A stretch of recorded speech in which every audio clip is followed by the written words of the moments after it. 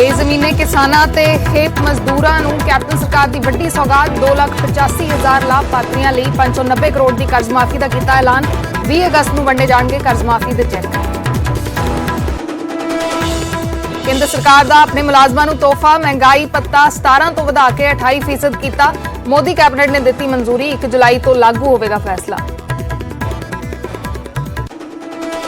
गुरनाम चडूनी खिलाफ संयुक्त मोर्चे दी वड्डी कार्रवाई। 1 हफ्ते लई चडूनी नूं मोर्चे चों कीता मुअत्तल, पर चडूनी बोले फैसला गलत, मैं अज भी अपने बयान ते कायम।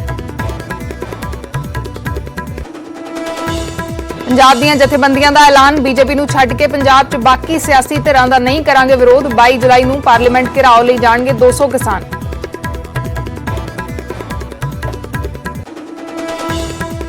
बेअदबी मामलों की तफ्तीश नूं लैके SIT का बयान। कहा राम रहीम नूं नहीं कोई क्लीन चिट। सरूप चोरी होने के मामले च मुलजम सी राम रहीम, जिसकी चल रही है जांच। सूबे च हथियारां की सप्लाई करने वाले इंटरस्टेट गैंग का पर्दाफाश। पंजाब पुलिस ने मध्य प्रदेश के 2 लोगों को किया गिरफ्तार। हथियारां का जखीरा भी किया बरामद। टोक्यो ओलंपिक लई खेड मंत्रालय ने जारी किया थीम सॉन्ग। AR रहमान ने किया तैयार। खेड मंत्री अनुराग ठाकुर ने किया रिलीज।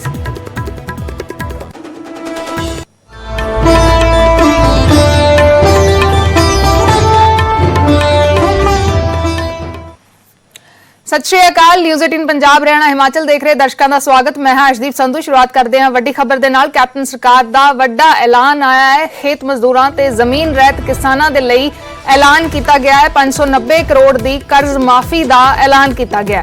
2,85,000 किसानां ते खेत मजदूरां नूं इस दा फायदा होएगा। 20 अगस्त नूं सूबा पद्धरी समागम होएगा। समागम दे विच कर्ज माफी दे चैक वंडे जाणगे। वड्डा फैसला कैप्टन सरकार दा आया है। खेत मजदूरां ते जिहड़े बेजमीने किसान ने उन्हां दे लई यह फैसला आया, यह ऐलान आया। 590 करोड़ दी कर्ज माफी दा ऐलान कैप्टन सरकार दे वल्लों कीता गया। 2,85,000 किसानां ते खेत मजदूरां नूं इस दा फायदा होएगा ते 20 अगस्त नूं एक समागम दे विच कर्ज माफी दे चैक वंडे जाणगे।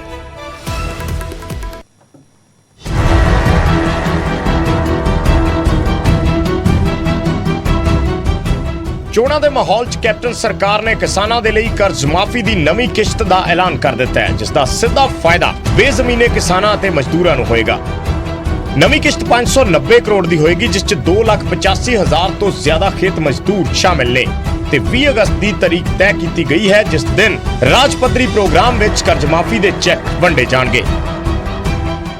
जिन्हों कहते हैं ना कि अज मजदूरां लई बहुत बड़ी खुशी की खबर है।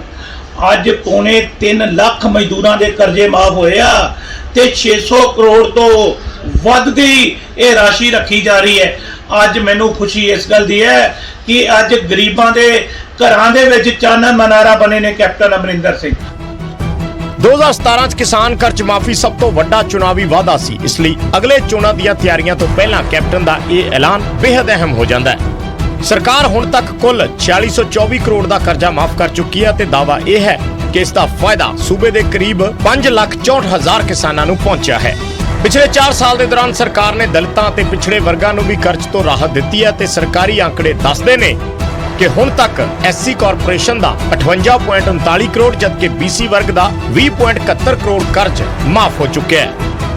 20 अगस्त नूं मंच भला ही कर्ज माफी दे लई सजेगा, पर यह भी साफ है कि उस दिन मंच तो 2022 दे लई भी चोण बिगल फूकिया जाएगा, क्योंकि किसान ते किसानी एक बार फिर पंजाब च वड्डा मुद्दा नहीं। चंडीगढ़ तो पंकज कवाही, न्यूज़ 18 पंजाब। ते उधर महामारी विचाले केंद्र ने भी अपने मुलाजमां नूं वड्डा तोहफा दिता है। केंद्र दे मुलाजमां दा DA मतलब कि महंगाई भत्ता 17 तो वधा के 28% कर दिता गया। केंद्रीय कैबिनेट की मीटिंग दे विच इस वादे नूं मंजूरी दी गई है। 1 जुलाई तो मोदी कैबिनेट का यह फैसला लागू हो जाएगा। कोरोना करके जून 2021 तक DA ते रोक लगी हुई सी। केंद्र के इस फैसले दे नाल 50 लाख मुलाजमां ते 61 लाख पेंशनरां नूं फायदा मिलेगा। हालांकि केंद्र सरकार के मुलाजमां ते पेंशनरां नूं DA दीआं 3 किश्तां मिलनियां बाकी ने। तां महामारी विचाले एक वड्डा फैसला मोदी कैबिनेट दे वल्लों लिया गया है। महंगाई भत्ता 17% तो वधा के 28% कर दिता गया। The government has decided to increase the dearance allowance to central government employees and dearness relief to the pensioners with effect from 1st July 2021 to 28%, representing an increase of 11% over the existing rate of 17% of the basic pay or pension. The increase reflects additional installments arising on 1st Jan, जो मैंने आपको पहले भी कहा, 1st Jan 2020, 1st July 2020 and 1st January 2021. The rate of dearness relief for the period 1st Jan 2020 to 36 2020 shall remain 17%.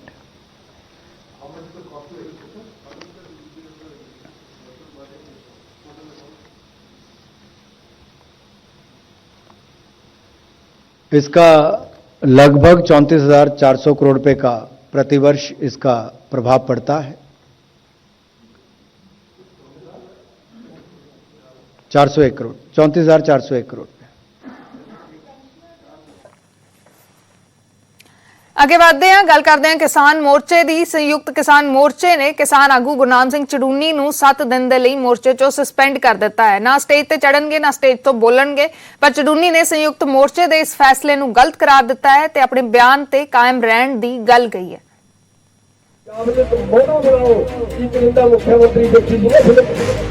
ਇੱਕ ਦਿਨ ਦੇ ਵਿੱਚ ਉਹ ਕਰਕੇ ਦਿਖਾ ਦਿੰਦਾ ਹੈ, ਪੰਜਾਬ ਦੇ ਵਿੱਚ ਤੁਸੀਂ ਕਰਕੇ ਦਿਖਾ ਦਿਓ ਸਾਰਾ ਦੇਸ਼ ਪੰਜਾਬ ਦੇ ਪਿੱਛੇ ਲੱਗੇਗਾ, ਸਾਰਾ ਦੇਸ਼ ਪੰਜਾਬ ਦਾ।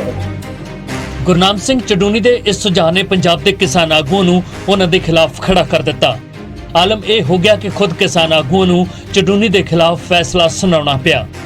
ਸੰਯੁਕਤ ਕਿਸਾਨ ਮੋਰਚੇ ਨੇ ਬੁੱਧਵਾਰ ਨੂੰ ਚੜੂਨੀ ਨੂੰ ਇੱਕ ਹਫ਼ਤੇ ਦੇ ਲਈ ਮੋਰਚੇ ਚੋਂ ਸਸਪੈਂਡ ਕਰ ਦਿੱਤਾ ਹੈ, ਜਿਸ ਦਾ ਮਤਲਬ ਇਹ ਹੋਇਆ ਕਿ ਅਗਲੇ 7 ਦਿਨ ਤੱਕ ਚੜੂਨੀ ਸੰਯੁਕਤ ਮੋਰਚੇ ਦਾ ਹਿੱਸਾ ਨਹੀਂ ਹੋਣਗੇ, ਨਾ ਮੰਚ ਤੇ ਜਗ੍ਹਾ ਮਿਲੇਗੀ ਤੇ ਨਾ ਹੀ ਕੋਈ ਅਧਿਕਾਰਿਕ ਬਿਆਨ ਦੇ ਸਕਣਗੇ।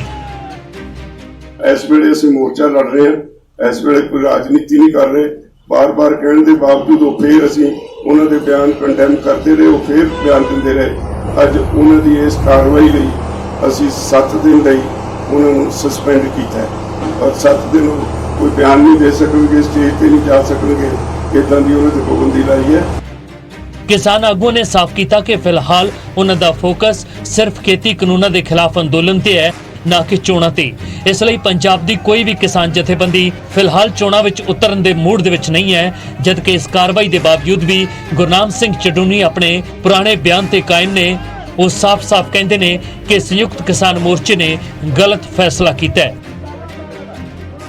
आज राज बदलने की जरूरत नहीं, व्यवस्था बदलने की जरूरत है और व्यवस्था सत्ता से ही बदली जाएगी। मैं अपने उसी स्टैंड के ऊपर कायम हूँ। पंजाब ਦੀਆਂ ਕਿਸਾਨ ਜਥੇਬੰਦੀਆਂ ਚੋਣਾਂ ਨਹੀਂ ਲੜਨਾ ਚਾਹੁੰਦੀਆਂ, ਪਰ ਚੜੂਨੀ ਨੂੰ ਜਦੋਂ ਖੁਦ ਪੰਜਾਬ ਦੇ ਵਿੱਚ ਚੋਣਾਂ ਲੜਨ ਦਾ ਸਵਾਲ ਕੀਤਾ ਗਿਆ ਤਾਂ ਉਹਨਾਂ ਨੇ ਇਸ ਨੂੰ ਰੱਦ ਕਰਨ ਦੀ ਬਜਾਏ ਕਈ ਸੰਭਾਵਨਾਵਾਂ ਦੇ ਰਸਤੇ ਖੋਲ ਦਿੱਤੇ ਨੇ।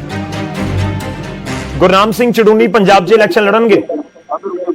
मैंने ये फैसला अभी तक नहीं लिया है, ना मैंने एक बार में भी जिक्र किया है कि गुरनाम सिंह चड़ूनी पंजाब में चुनाव लड़ेगा जी। लेकिन मैं फिर कहता हूँ कि बदलाव का एकमात्र तरीका ये है कि जब तक हम सरकार ये राजनीति नहीं बदलेंगे, राजनीति को शुद्ध नहीं करेंगे, तब तक हमारे देश के अंदर ऐसे ही कानून एक के बाद एक बनते रहेंगे। ਚੜੂਨੀ ਹਰਿਆਣਾ ਦੇ ਵੱਡੇ ਕਿਸਾਨ ਆਗੂ ਨੇ ਅਤੇ ਅੰਦੋਲਨ ਦੀ ਸ਼ੁਰੂਆਤ ਤੋਂ ਹੀ ਸੰਯੁਕਤ ਮੋਰਚੇ ਦਾ ਹਿੱਸਾ ਨੇ, ਪਰ ਸਿਆਸੀ ਬਿਆਨ ਤੇ ਚੁਣਾਵੀ ਸੁਝਾਅ ਖੁਦ ਉਹਨਾਂ ਦੇ ਸਾਥੀਆਂ ਨੂੰ ਨਾਗਵਾਰ ਗੁਜ਼ਰੇ ਨੇ ਅਤੇ ਹੁਣ ਨਤੀਜਾ ਇਹ ਹੋਇਆ ਹੈ ਕਿ ਅੰਦੋਲਨ ਦੇ ਵਿੱਚ ਲੋਕਾਂ ਨੂੰ ਨਾਲ ਜੋੜਨ ਦੀ ਕੋਸ਼ਿਸ਼ ਕਰਨ ਵਾਲੇ ਚੜੂਨੀ ਅਗਲੇ 7 ਦਿਨ ਤੱਕ ਖੁਦ ਮੋਰਚੇ ਦਾ ਹਿੱਸਾ ਨਹੀਂ ਹੋਣਗੇ, ਜੋ ਕੇਂਦਰ ਦੇ ਨਾਲ ਮੁਕਾਬਲਾ ਕਰ ਰਿਹਾ ਹੈ। ਚੰਡੀਗੜ੍ਹ ਤੋਂ ਰੋਹਿਤ ਬਾਂਸਲ, ਨਿਊਜ਼ 18। ਤੇ ਉਧਰ ਸੰਯੁਕਤ ਕਿਸਾਨ ਮੋਰਚੇ ਨੇ ਪਾਰਲੀਮੈਂਟ ਘਿਰਾਓ ਨੂੰ ਲੈ ਕੇ ਰਣਨੀਤੀ ਤੈਅ ਕਰ ਰਹੇ ਨੇ। 22 ਜੁਲਾਈ ਨੂੰ 200 ਕਿਸਾਨ ਦਿੱਲੀ ਜਾਣਗੇ। ਇਸ ਦਾ ਐਲਾਨ ਪਹਿਲਾਂ ਹੀ ਕਰ ਦਿੱਤਾ ਗਿਆ ਸੀ ਕਿ ਸੰਸਦ ਦਾ ਘਿਰਾਓ ਕੀਤਾ ਜਾਵੇਗਾ ਤੇ 22 ਜੁਲਾਈ ਤੋਂ ਹਰ ਰੋਜ਼ 200 ਕਿਸਾਨ ਦਿੱਲੀ ਜਾਣਗੇ ਸੰਸਦ ਦਾ ਘਿਰਾਓ ਕਰਨ ਦੇ ਲਈ। ਦਿੱਲੀ ਜਾਣ ਵਾਲੇ ਕਿਸਾਨਾਂ ਤੋਂ ਆਧਾਰ ਕਾਰਡ ਮੰਗੇ ਗਏ ਨੇ। ਜ਼ਿਲ੍ਹਾ ਪ੍ਰਧਾਨਾਂ ਨੂੰ ਇਹ ਆਧਾਰ ਕਾਰਡ ਫੋਟੋਆਂ ਇਹਨਾਂ ਕਿਸਾਨਾਂ ਦੀਆਂ ਦਿੱਤੀਆਂ ਜਾਣਗੀਆਂ। ਜਿੱਥੇ ਰੋਕਿਆ ਜਾਵੇਗਾ ਉੱਥੇ ਹੀ ਕਿਸਾਨ ਰੁਕ ਜਾਣਗੇ। ਜਿੱਥੋਂ ਵੀ ਰਸਤਾ ਮਿਲੇਗਾ ਉਸੇ ਰਸਤੇ ਦਿੱਲੀ ਕਿਸਾਨ ਉਸੇ ਰਸਤੇ ਤੇ ਦਿੱਲੀ ਜਾਣਗੇ। ਸੰਯੁਕਤ ਕਿਸਾਨ ਮੋਰਚੇ ਦੇ ਵੱਲੋਂ ਸੰਸਦ ਦੇ ਘਿਰਾਓ ਦੀ ਰਣਨੀਤੀ ਬਣਾਈ ਗਈ ਹੈ। ਮੌਨਸੂਨ ਸੈਸ਼ਨ ਹੋਣਾ ਹੈ ਸੰਸਦ ਦੇ ਵਿੱਚ ਤੇ ਉਸ ਨੂੰ ਲੈ ਕੇ ਇੱਕ ਐਲਾਨ ਸੰਯੁਕਤ ਕਿਸਾਨ ਮੋਰਚੇ ਦੇ ਵੱਲੋਂ ਕੀਤਾ ਗਿਆ ਸੀ ਕਿ ਸੰਸਦ ਦਾ ਘਿਰਾਓ ਕਿਸਾਨ ਕਰਨਗੇ। ਹਰ ਰੋਜ਼ 200 ਕਿਸਾਨ ਇਸ ਘਿਰਾਓ ਦੇ ਲਈ ਜਾਣਗੇ। ਮੈਂਬਰਾਂ ਦਾ ਜਥਾ ਹਰ ਰੋਜ਼ ਪਾਰਲੀਮੈਂਟ ਵੱਲ ਕੂਚ ਕਰੇਗਾ। ਅਸੀਂ ਗ੍ਰਿਫਤਾਰੀ ਦੇਣ ਲਈ ਨਹੀਂ, ਇਹ ਸਰਕਾਰ ਦੀ ਇੱਛਾ ਉਹ ਕੀ ਕਰਦੀ ਹੈ, ਕਿਵੇਂ ਬਿਹੇਵ ਕਰਦੀ ਹੈ, ਅਸੀਂ ਉੱਥੇ ਜਾ ਕੇ ਪਾਰਲੀਮੈਂਟ ਦੇ ਅੱਗੇ ਆਪਣਾ ਕੇਸ ਰੱਖਾਂਗੇ। ਅਸੀਂ ਉੱਥੇ ਧਰਨਾ ਦੇਵਾਂਗੇ ਤੇ ਇਹਦੇ ਵਿੱਚ 2 ਦਿਨ 26 ਤਾਰੀਖ ਨੂੰ ਜਦੋਂ 8 ਮਹੀਨੇ ਹੋ ਜਾਣਗੇ ਤੇ 9 ਅਗਸਤ ਨੂੰ ਜਿਹੜੀ ਕੁਇਟ ਇੰਡੀਆ ਮੂਵਮੈਂਟ ਦੇ ਯਾਦ ਵਿੱਚ ਮਹਿਲਾਵਾਂ ਦੇ ਜਥੇ ਜਿਹੜੇ ਨੇ ਉਹ ਜਾਣਗੇ। ਹੁਣ ਗੱਲ ਕਰਦੇ ਹਾਂ ਪੰਜਾਬ ਕੈਬਨਿਟ ਦੇ ਵਿਸਥਾਰ ਬਾਰੇ। ਇੱਕ ਪਾਸੇ ਬਦਲਾਅ ਦੀਆਂ ਖਬਰਾਂ ਨੇ ਤਾਂ ਦੂਸਰੇ ਪਾਸੇ ਕੁਝ ਅਜਿਹੇ ਮੰਤਰੀ ਨੇ ਜਿਨ੍ਹਾਂ ਦੇ ਨਾਮ ਉਸ ਲਿਸਟ 'ਚ ਸ਼ਾਮਲ ਨੇ ਜਿਨ੍ਹਾਂ ਨੂੰ ਵਿਦਾਈ ਮਿਲ ਸਕਦੀ ਹੈ।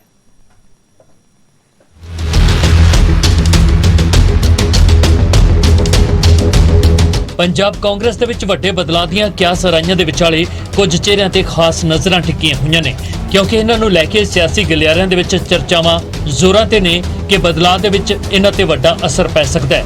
ਇੱਕ ਨੇ ਸੁਖਜਿੰਦਰ ਸਿੰਘ ਰੰਧਾਵਾ, ਜਿਨ੍ਹਾਂ ਨੇ ਖੁੱਲ੍ਹ ਕੇ ਬੇਅਦਬੀ ਦੇ ਮਸਲੇ ਤੇ ਸਵਾਲ ਖੜੇ ਕੀਤੇ ਸਨ, ਤਾਂ ਦੂਜੇ ਪਾਸੇ ਗੁਰਪ੍ਰੀਤ ਸਿੰਘ ਕਾਂਗੜ, ਜਿਨ੍ਹਾਂ ਨੂੰ ਲੈ ਕੇ ਖਬਰਾਂ ਖੂਬ ਆਈਆਂ ਸਨ ਕਿ ਬਾਗੀ ਖੇਮੇ ਦੀਆਂ ਬੈਠਕਾਂ ਦੇ ਵਿੱਚ ਸ਼ਾਮਲ ਹੁੰਦੇ ਰਹੇ ਨੇ। ਇਸ ਲਈ ਅੰਦਾਜ਼ਾ ਇਹ ਹੈ ਕਿ ਕੈਪਟਨ ਦੀ ਨਵੀਂ ਟੀਮ ਵਿੱਚ ਇਹ ਸ਼ਾਇਦ ਹੀ ਮੌਜੂਦ ਹੋਣ, ਜਿਸ ਨੂੰ ਲੈ ਕੇ ਸਰਕਾਰ ਦੇ ਦੋਵੇਂ ਮੌਜੂਦਾ ਮੰਤਰੀ ਕਹਿੰਦੇ ਨੇ ਕਿ ਹਰ ਫੈਸਲਾ ਮਨਜ਼ੂਰ ਹੋਵੇਗਾ। ਕਹਿੰਦੇ ਹੁੰਦੇ ਗੰਜੀ ਨਹਾਊ ਕੀ ਤੇ ਨਿਚੋੜੂ ਕੀ, ਤੇ ਸੁਖਜਿੰਦਰ ਸਿੰਘ ਰੰਧਾਵੇ ਕੋਲ ਮੰਤਰੀ ਵਜ਼ੀਰੀ ਵੀ ਚਲੀ ਜਾਓ ਤੇ ਭਾਵੇਂ ਮਹਿਕਮੇ ਚਲੇ ਜਾਏ, ਇਹਦੇ 'ਚ ਮੈਨੂੰ ਕੋਈ ਨਹੀਂ, ਮੇਰੇ ਮਨ ਤੇ ਕੋਈ ਅਸਰ ਨਹੀਂਗਾ।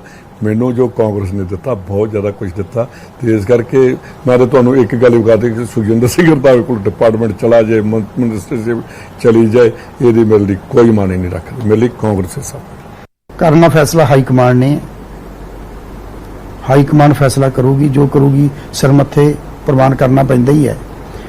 ਤੇ ਜੇ ਜਦੋਂ ਪਹਿਲਾਂ ਜਿਹੜਾ ਮੇਰਾ ਹੁਣ ਤੱਕ ਦਾ ਅੱਜ ਤੱਕ ਦਾ ਵੀ ਜਿਹੜਾ ਮੇਰਾ ਦ੍ਰਿੜ ਇਰਾਦਾ ਹੈ ਉਹ ਮਹਾਰਾਜਾ ਕੈਪਟਨ ਅਮਰਿੰਦਰ ਸਿੰਘ ਦੇ ਨਾਲ ਹੈ। ਮਤਲਬ ਮੈਂ 20 ਸਾਲਾਂ ਦੀ ਆਪਣੀ ਰਾਜਨੀਤੀ ਦੇ ਵਿੱਚ ਮਹਾਰਾਜਾ ਕੈਪਟਨ ਅਮਰਿੰਦਰ ਸਿੰਘ ਤੋਂ 1 ਸੈਕਿੰਡ ਵੀ ਪਾਸੇ ਨਹੀਂ ਹੋਇਆ। ਸਿੱਧੂ ਨੂੰ ਲੈ ਕੇ ਵੀ ਚਰਚਾਵਾਂ ਖੂਬ ਨੇ। ਖਬਰਾਂ ਇੱਥੋਂ ਤੱਕ ਨੇ ਕਿ ਪਾਰਟੀ ਨੇ ਉਹਨਾਂ ਨੂੰ ਸੂਬਾ ਪ੍ਰਧਾਨ ਲਾਉਣ ਦਾ ਫੈਸਲਾ ਕਰ ਲਿਆ ਹੈ। ਤਾਂ ਕੀ ਪੁਰਾਣੇ ਕਾਂਗਰਸੀ ਇਸ ਫੈਸਲੇ ਦੇ ਨਾਲ ਖੜੇ ਹੋਣਗੇ? ਇਸ ਦਾ ਜਵਾਬ ਦੋਨੇ ਮੰਤਰੀ ਬੇਹੱਦ ਸੰਭਲੇ ਹੋਏ ਅੰਦਾਜ਼ ਦੇ ਵਿੱਚ ਦਿੰਦੇ ਨੇ। ਜਿਹੜੀ ਹਾਈ ਕਮਾਂਡ ਨੇ ਜੋ ਵੀ ਐਕਸ਼ਨ ਕਰਨਾ ਜਾਂ ਜਿਹੜੀ ਕਰਨੀ, ਇਹਦੇ ਬਾਰੇ ਮੈਨੂੰ ਨਹੀਂ ਪਤਾ। ਔਰ ਇਹ ਮੈਂ ਵੀ ਰਿਊਮਰ ਸੁਣ ਰਿਹਾ ਕਿ ਨਵਜੋਤ ਸਿੰਘ ਸਿੱਧੂ ਪ੍ਰੈਜ਼ੀਡੈਂਟ ਬਣ ਜਾ ਰਹੇ ਨੇ। ਜਿਹੜਾ ਵੀ ਪ੍ਰੈਜ਼ੀਡੈਂਟ ਬਣਦਾ, ਹਰ ਕਾਂਗਰਸੀ ਦਾ ਫਰਜ਼ ਬਣਦਾ ਕਿ ਉਹਦੀ ਤਗੜੇ ਤਰੀਕੇ ਨਾਲ, ਜਿੱਦਾਂ ਮੇਰੇ ਕੋਲ ਸਾਡੇ ਡਿਫਰੈਂਸਿਸ ਸੀਗੇ ਪ੍ਰਤਾਪ ਬਾਜਵਾ ਨੇ, ਜਦੋਂ ਪ੍ਰੈਜ਼ੀਡੈਂਟ ਬਣੇ ਠੋਕ ਕੇ ਉਹਦੀ ਮਦਦ ਕੀਤੀ। ਸਿੱਧੂ ਦੀ ਕਰੋਗੇ ਹੁਣ? ਬਿਲਕੁਲ ਕਰਾਂਗੇ। ਦੇਖੋ ਜਿਹੜੀ ਤਮੰਨਾ ਹੈ ਤਾਂ ਪੂਰੀ ਹੁੰਦੀ ਨਹੀਂ, ਮਰਦੇ ਦਮ ਤੱਕ ਬੰਦੇ ਦੇ ਆਪਦੀਆਂ ਜੋ ਆਸਾਂ ਉਹ ਪੂਰੀਆਂ ਨਹੀਂ ਹੋ ਸਕਦੀਆਂ, ਪਰ ਕਿਤੇ ਨਾ ਕਿਤੇ ਤੁਹਾਨੂੰ ਪ੍ਰਮਾਤਮਾ ਦਾ ਹੀ ਭਰੋਸਾ ਕਰਕੇ ਇਹ ਲਾਲਚ ਤਿਆਗਣੇ ਵੀ ਪੈਂਦੇ ਆ, ਛੱਡਣੇ ਵੀ ਪੈਂਦੇ ਹੁੰਦੇ ਆ। ਇਸ ਕਰਕੇ ਮੇਰੇ ਮਨ ਤੇ ਬਿਲਕੁਲ ਬੋਝ ਨਹੀਂ। ਜੇ ਕੋਈ ਫੈਸਲਾ ਹਾਈ ਕਮਾਂਡ ਕੋਈ ਵੀ ਕਰਦਾ ਉਹ ਸਿਰ ਮੱਥੇ ਕਬੂਲ ਕਰਾਂਗੇ, ਕੋਈ ਐਸੀ ਬਾਤ ਨਹੀਂ। ਦੋਵੇਂ ਮੰਤਰੀਆਂ ਦੀਆਂ ਗੱਲਾਂ ਦਾ ਸਾਰ ਇਹ ਹੈ ਕਿ ਉਹ ਹਾਈ ਕਮਾਂਡ ਦੇ ਹਰ ਫੈਸਲੇ ਨੂੰ ਕਬੂਲ ਕਰਨਗੇ, ਫਿਰ ਚਾਹੇ ਉਹਨਾਂ ਨੂੰ ਲੈ ਕੇ ਹੋਵੇ ਜਾਂ ਫਿਰ ਪਾਰਟੀ ਪ੍ਰਧਾਨ ਨੂੰ ਲੈ ਕੇ। ਮੌਜੂਦਾ ਹਾਲਾਤਾਂ ਦੇ ਵਿਚਾਲੇ ਦੋਵਾਂ ਨੇ ਇਹ ਵੀ ਸਾਫ਼ ਕਰਨ ਦੀ ਕੋਸ਼ਿਸ਼ ਕੀਤੀ ਹੈ ਕਿ ਜੋ ਵੀ ਨਾਰਾਜ਼ਗੀ ਸੀ ਉਹ ਮਸਲਿਆਂ ਨੂੰ ਲੈ ਕੇ ਹੈ, ਨਾ ਕਿ ਮੁੱਖ ਮੰਤਰੀ ਨੂੰ ਤੇ ਨਾ ਹੀ ਪਾਰਟੀ ਦੇ ਨਾਲ ਕੋਈ ਨਾਰਾਜ਼ਗੀ ਹੈ। ਚੰਡੀਗੜ੍ਹ ਤੋਂ ਨਪਿੰਦਰ ਬਰਾੜ, ਨਿਊਜ਼ 18। ਤੇ ਫਿਲਹਾਲ ਵੇਲੇ ਇੱਕ ਛੋਟੇ ਜਿਹੇ ਕਮਰਸ਼ੀਅਲ ਬ੍ਰੇਕ ਦਾ, ਮਿਲਦੇ ਹਾਂ ਬ੍ਰੇਕ ਤੋਂ ਬਾਅਦ।